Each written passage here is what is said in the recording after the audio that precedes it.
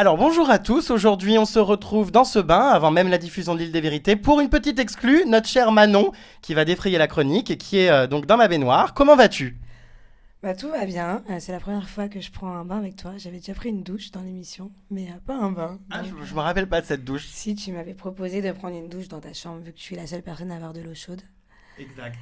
Et du coup, on avait déjà pris une douche ensemble, mais pas un bain. Bon bah écoute, premier bain, ce n'est pas le dernier parce qu'on aura plein de choses à balancer par la suite. Mais en tout cas, voilà, on va essayer de faire connaissance un petit peu avec toi avant que les téléspectateurs découvrent eh bien, ton aventure et tous ces retournements de situation. Donc on va essayer de faire connaissance avec toi, chère Vermine, pour savoir d'où tu viens, qu'est-ce que tu fais dans la vie, avant de devenir une véritable star. Donc d'où viens-tu? Je viens de Los Angeles. Ça fait à peu près 1 an ou 2 que j'habite à Los Angeles.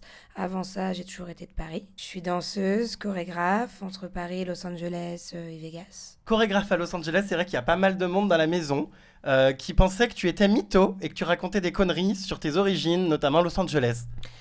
C'est vrai qu'il y a eu dans la maison pas mal de on dit mythos, donc c'est-à-dire qu'on m'a pas forcément cru que je vivais à Los Angeles, que j'y dansais. On m'a pas forcément cru sur certaines personnes que je connaissais là-bas, etc. Sur des accidents que j'ai eus, dont un accident en avion de chasse. Un accident en avion de chasse, parce que pour le coup c'est toi l'avion de chasse. Oh, t'es trop mignon. En tout cas dans l'aventure, vu les boudins qu'on se tapait, merci bien. Ah, t'es trop mignon, je t'aime trop, Jérém. Ouais, effectivement, j'ai déjà eu un accident en avion de chasse il y a 2 ans. J'étais avec un ami qui est propriétaire et pilote.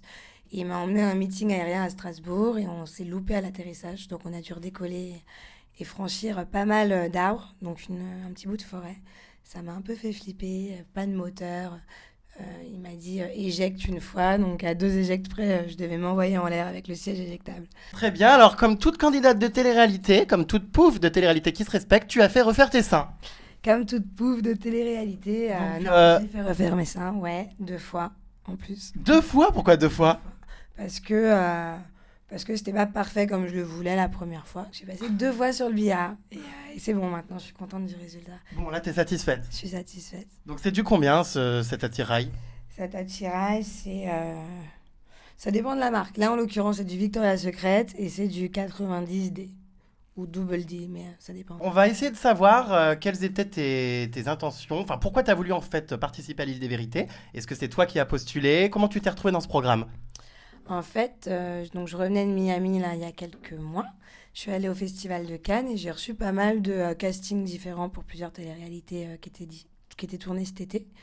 Donc je me suis dit pourquoi pas, j'ai 24 ans, ça fait déjà 7 ou 8 ans qu'on m'envoie des mails et qu'on me fait des propositions. Donc là, bah, j'ai pas hésité, je me suis dit que c'était le moment ou jamais, et du coup j'ai choisi l'île des vérités parmi d'autres téléréalités.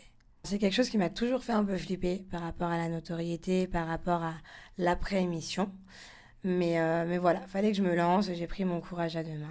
Et voilà, et finalement je suis très contente. Je regrette rien et j'ai un peu la frousse parce qu'on ne connaît pas, on ne sait pas encore vraiment ce qui nous attend. Mais je suis impatiente et je suis très contente d'avoir participé à l'île des vérités 3.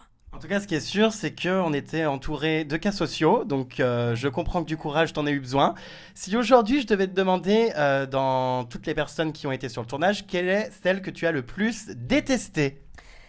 Bah alors Jérém, toi je sais que tu le sais, vu Oui. que tu es venu en guest au bout de la 2 ou 3e semaine.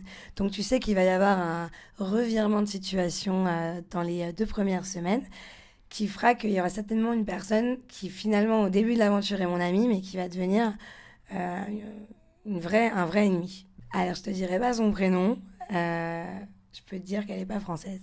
Oui, donc belge. Ah, j'ai pas dit belge, j'ai dit pas française. Ça n'a pas été tous les jours drôle dans l'aventure. Il y a eu des moments où je me suis pas mal remise en question. Et il y a eu beaucoup d'acharnement quand même. Mais voilà, comme tu le sais, j'ai du caractère, je me suis pas laissée faire. J'ai fait de très belles rencontres comme la tienne. Hein. Au début, je pense que on s'est pas très bien entendu les 2 premiers jours. Et C'était même la guerre. ouais, c'était carrément la guerre. C'est clair. D'ailleurs, les téléspectateurs pourront voir un vrai carnage entre toi et moi. Mais finalement, je me suis hyper attachée à toi, tu le sais. Finalement, voilà, t'es mon chouchou d'amour. Les derniers jours, on a vraiment kiffé ensemble. Donc, j'adore Un ennemi se transforme en ami comme ça. Quel bilan tu retires de cette aventure? Plutôt positif? Qu'est-ce que tu pourrais dire maintenant que tu es rentré en France après 3 mois? Alors ça fait du bien déjà d'être dans un bain chaud.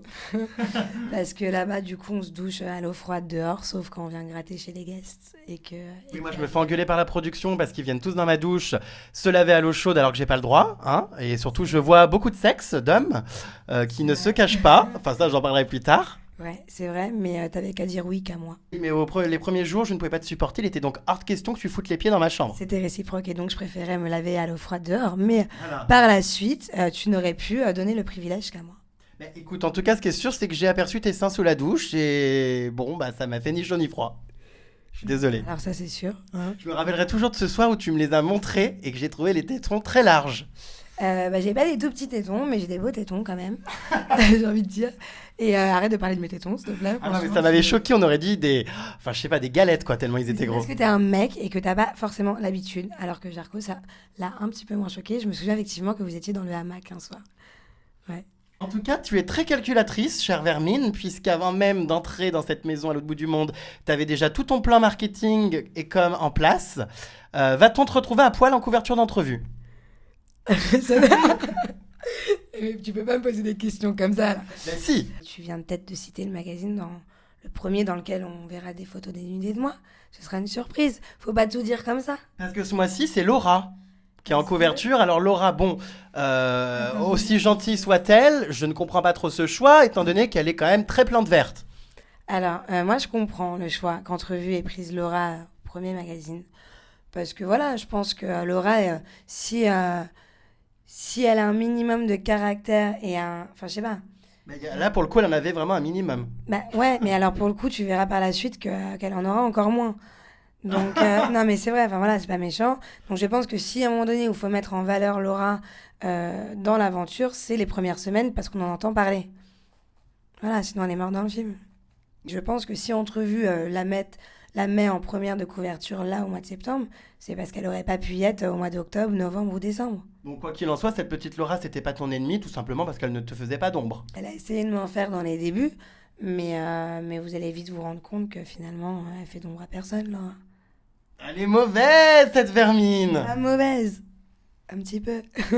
Alors c'est vrai qu'on peut se demander, quand on voit comme ça que tu as tout orchestré ou quoi, si oui ou non tu es sincère.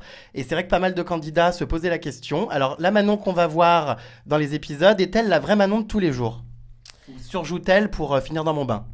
Alors, non, la Manon de tous les jours, elle est vraiment too much. Je suis bling bling. Non, vraiment, c'est un peu trop. Je suis un peu extravertie, dévergondée. Mais à la fois, je suis aussi un peu introvertie, donc c'est un peu bizarre.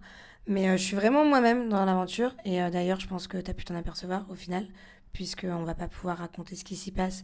Mais au bout d'un moment, tu as une révélation et on s'est accrochés l'un à l'autre. Et on est devenus inséparables pour le restant. Bah, c'est vrai, fais pas cette tête-là. Ah, mais on verra, moi je dis rien. En attendant, c'est moi qui suis dans ton bain, donc c'est moi que tu as choisi pour une première interview. Et donc, je pense que je suis quelqu'un de vrai et quand même attachante, j'espère. Attachante. Attachante, ouais. J'espère que c'est ce que tu penses, Jérém Star. En tout cas, voilà, bah, on va te remercier pour ce petit teasing, parce que c'est vrai qu'on aura l'occasion de reparler de tout, tout ce qui se passe, parce que Dieu sait qu'il se passe des choses parfois très trash, hein. Et je pense que vous serez surpris. Donc Manon reviendra cette fois, j'espère, dans un jacuzzi, parce que là c'est plutôt un bidet hein, ou un flacon de pisse. Franchement, tu me déçois, Jérém. Je m'attendais à un bed de spa avec gros jacuzzi, et là, tu me mets dans une... C'est même pas une baignoire, c'est un truc, ouais, c'est un bidet.